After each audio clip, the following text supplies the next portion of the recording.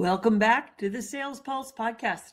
I'm Marla Koupal, the Sales Conversation Architect. I help new and mature sales professionals tune up or make conversational shifts that will close more sales. Let's talk today about something that's top of mind because of news and politics, but I'm not talking politics. I'm talking about that favorite phrase that we've had bantied around called word salad.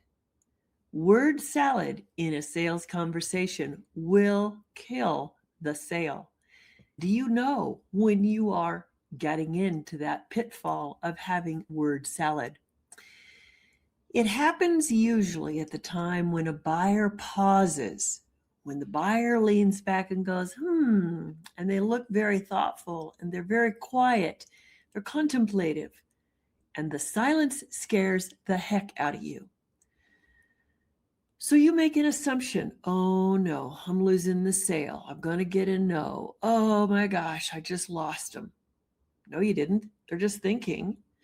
But because of that thought, you go ahead and jump in and say, well, what I meant was, or you might say, well, and another thing is, or most clients love this because suddenly you've made the conversation sound like a blender with no lid, throwing words all over the place, hoping something sticks. This rarely shows up because the seller lacks knowledge. It shows up because you, the seller, are feeling pressure. And if this happens, your nervous system response is to throw out the word salad. So when a seller feels uncertainty, they start stacking information. They do features, benefits, proof, credentials, extra reassurance, just one more story. And each time the seller believes they're adding value. But if you're trying to throw raisins in the salad and people don't like raisins, you just messed up. So the buyer is going to experience overload or taste bud failure because you gave them too much. Take those stale croutons out of your sales conversation and relieve your tension. Just give the buyer their quiet space to think. Buyers make choices while they're thinking. Don't worry about what choice they're making. If you set the conversation up well, they feel you understand them. Don't start yammering. The buyers don't buy word salads.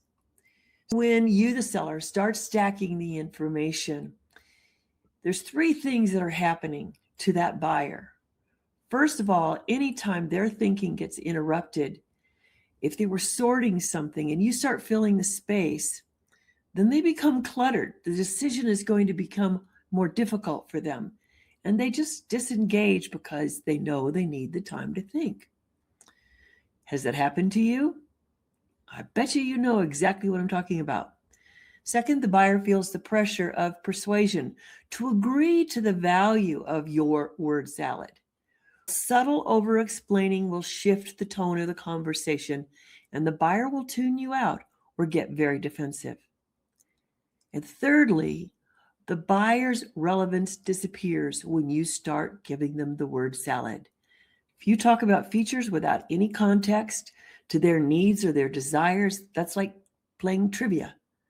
When a buyer cannot attach meaning to whatever it is you're saying, they're pushing back.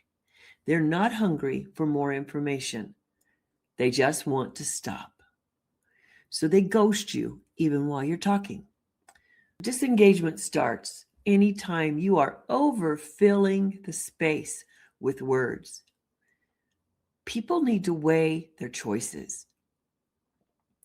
And features and benefits are usually not the issue. It's timing.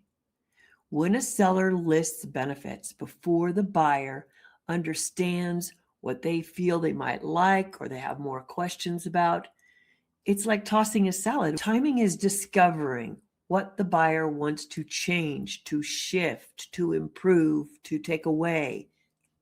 Or it's what frustrates the buyer. Let them talk it out. Or do they have dreams of outcomes? Is that even a possibility with what you have?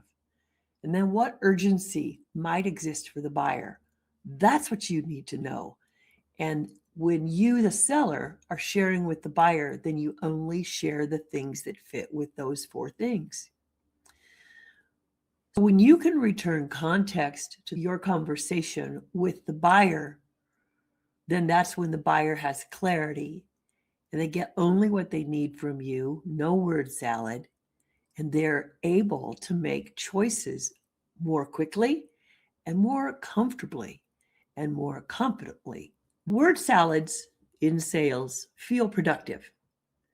Talking feels like you're making progress. It feels responsible, and it feels like you're educating and you're being helpful. However, here's what happens. You, the seller, might leave the conversation thinking, I covered everything. And the buyer leaves thinking, that was a lot. What do I do now? What you get out of this is no momentum. You want the buyer to say things like, well, that makes sense. That's exactly it. Or that's what I've been trying to fix, where they're giving you the lead. So you only get that after the buyer feels understood, not after you give them a lot of words. So you're looking for a micro shift that happens with the buyer. The moment they feel like you are not going to give them any more information, here's the micro shift that you need to have in order to change that sales conversation.